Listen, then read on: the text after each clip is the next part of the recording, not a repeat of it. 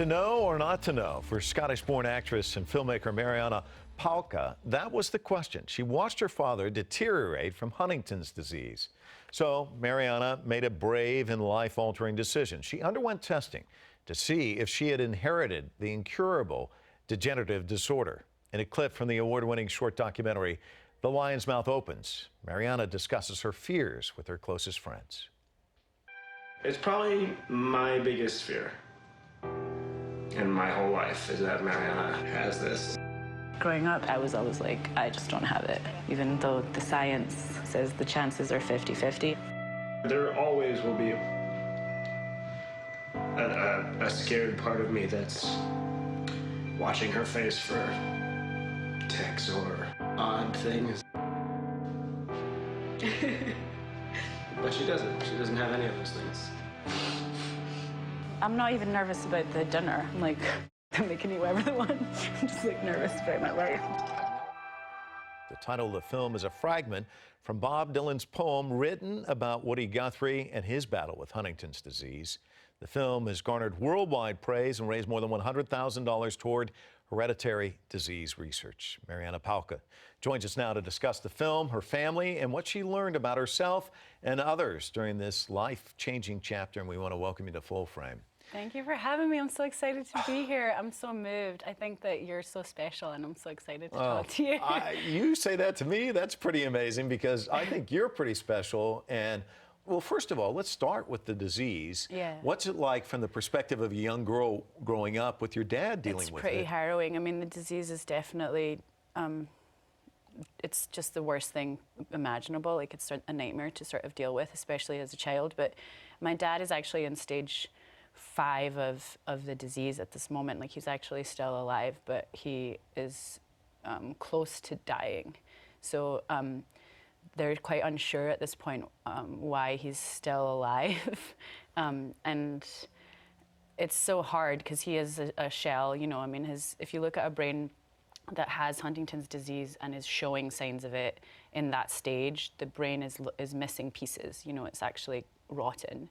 You know, versus a healthy brain that's completely fine and fleshy. And I think that what I'm trying to do is educate people and have an understanding, for people to have an understanding of what it actually is right now, that what we can actually do right now to help people who have it in their family, and people who have less resources, or people who need, you know, like more care. Like the Huntington's Disease Society of America helps people negotiate and navigate the insurance companies, because it's so difficult right now. Like, I met a young woman who is dealing with her mother who's showing signs of Huntington's disease, and this girl is a young woman and she has 2 jobs, and she's the one who's trying to fund her mom's nutrition and her mom's medical bills because they're so extravagantly expensive. And I realized when I met her that that's who I made the movie for. Like, I didn't make it for me. It's not about me. That film is not even about, like, even though it seems like it's about, like, my dad and my family, it's actually, you know, Lucy Walker did such an incredible job. She made it about all of us as human beings and how we can help each other. And I want to help that girl and people like her, because it shouldn't be that way. Like, it shouldn't be that we don't have, like, we have the resources, so we have to give the resources to the sick people. And it's so wonderful to live a healthy lifestyle and be able to spend money on food and stuff that makes you feel great. And essential oils like frankincense essential oil literally helps the brain, and it stops, you know, HD, like, it stops these degenerative diseases, and so does lion's mane mushroom. But this is not something that's available at your local store, you know. And I want to educate people about nutrition, which is why on my website I have a whole big, long, amazing, exciting, like, essay about health, and why I think health is part of who we are and part of our own healing. And I feel like we are the cure. That was a long ansher. But it was a good one. You got an A for the answer. It was a good one. Thank you. And we covered a lot of ground with that one answer. One of the most moving, there's so many moving parts in this film, but one of the ones that really hit me was you reciting Dylan's poem from heart. Yeah. And it's, and the words, I mean, and him describing Woody Guthrie. Right. It's exceptionally powerful, but it's even more so because it's almost you talking about your dad in a way too. It on is. So It is. talk to me about the first time you heard that poem. Yeah, I love why that poem. it's up here. I mean, you Yeah. recited it, and what it means to you. I heard it on a cassette tape. I mean, that's like so funny that it was a cassette tape. But I heard it on a cassette tape that just said Bob Dylan on it that was in my house. And I thought that it was the most beautiful thing I'd ever heard. And I knew that it was about Huntington's disease. And so I was so moved and learned it. I wrote it down in my diary and I learned it word for word and would recite it to people kind of as this like very intense party piece. Like in the UK in Scotland we have a thing that happens on Halloween where you have to kind of perform on Halloween. You can't just like get candy. It's not just about like free candy. Like you have to do a performance piece. So that's called a party piece. So on Halloween, I would be like, this is my Woody Guthrie poem that Bob Dylan wrote. It's about Huntington's disease. You want to give me candy now?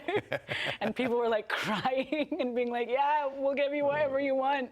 So I feel like that's what I'm doing now, just on a bigger scale. And I think that Woody Guthrie would be proud, I believe, and I think that Bob Dylan would be proud, and I think that my dad would be proud, which is really what I'm doing it for, you know, because he's voiceless, and I'm doing it for the people who can't speak for themselves.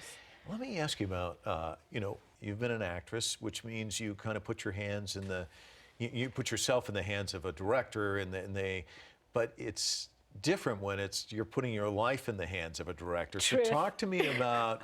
First of all, I mean, this is a life-shattering decision either way. I mean, it's going to impact you, whatever you find out the answer is, to have somebody trail along and then to have the confidence in them telling the story in such a beautiful way.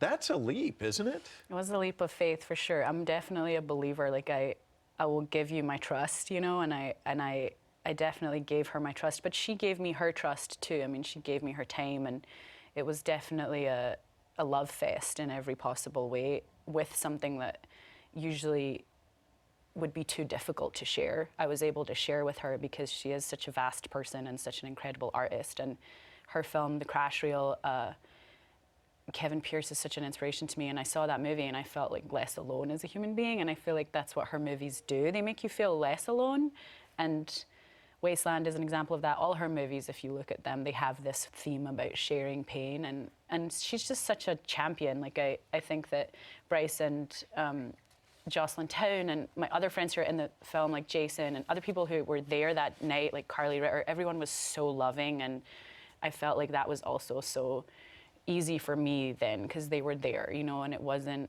just about, again, it wasn't about me, it was about this moment that we were all sharing, and quote unquote, it wasn't a party because you can't like celebrate it, you know, Right, but right. it is something that as a sort of as human beings we need, you know, we need that ritual moment when something is terrible. It's like that's why we have wakes at funerals. Like we have to sit around and eat so we can be like, all right, this happened and we're the ones who are still alive and what are we going to do now?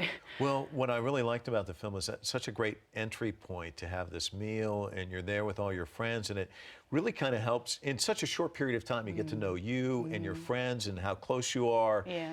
But then you also, I think there's a part of you watching this saying to yourself, God, would I have the courage that she Really? has? That's what you thought when you Well, I watched would it? be like, you know, being ignorant, sometimes that's good. I kind of It's don't, bliss, I'm not kinda. sure It's I don't kinda bliss. want to know, you know. Yeah. Was there ever a point in time where you're like, you know, this is a Yeah. fantastic dinner, I think I'm not going to go tomorrow? Or... Yeah, I mean, you want to never deal with it. That's the human instinct, you know, is to be in denial forever. I spent my 20s being like, I don't want to deal with this. And some people go their whole lives and they never deal with it. And I think that that's completely respectable. I mean, I would have done that too if I had, if that is what I felt, you know. There's no reason. The movie definitely isn't like an advert to get tested for the gene or to even get any genetic tests, because those in themselves are completely complex and complicated. But I think that there's something really beautiful about manifesting healing, you know. Like I really was meditating a lot at the time, and I wanted to heal something that people didn't talk about, which is this illness. You know, I wanted to talk about the things that people don't say about it. I wanted to say them. If I hadn't done the inner work dealing with all the dynamics that Huntington's disease in your family like brings up, then I don't think I would have had the strength to get tested or to even conceive of making a movie about it. Because the movie went to Sundance, like lots of people saw it, and it got shortlisted for an Oscar. It's on HBO right now. Like, lots of people can watch it. So it's something that is definitely out and about in the world. Well, I can't think of anything probably more beautiful than somebody saying, hey, you're in Sundance, and then you get to go to Sundance, and then people receive the film in such a positive way. So I love describe that festival. for me. I love them. Yeah, They're my so what was family. that like? Because it's not just your family sitting there watching this Yeah. film, it's perfect strangers. Well, I mean, yeah, it was a perfect place because Sundance actually is a bunch of people who I know because I've made a lot of films before that have gone there. Like Good Dick, my movie, that was my first film that I directed, is a narrative love story, and that went to Sundance when I was really young. And I also had this movie Spoonful that I was in with my friend Frankie Shaw, that Janae Lamarck, who's also another genius female director, she made that movie, and that's a breastfeeding movie that I'm so proud of. But so we had been before, you know, it wasn't like an unknown place. So that was sort of an easy step, like Trevor Groth and John Cooper, Charlie Reff, all the people at Sundance, Michelle Satter, they've been such angels, honestly. Like, they helped me kind of do the first hurdle of people seeing the movie, and it was truly like the best place the film could have premiered. what did Lucy tap into with that film that hits across so many different levels? Well, I think what you were saying about it being so powerful, even though it's so short, has to do with Lucy as a filmmaker, and it's her as a documentary filmmaker, because I feel like a documentary filmmaker is a person who is a cross between a film director and a journalist. And I think that those are two beautiful jobs, and if you marry the two and you make a great documentary, then you're so lucky, and we're so lucky to see it, you know. Where would you say we are on research? I mean, are We're we? so close.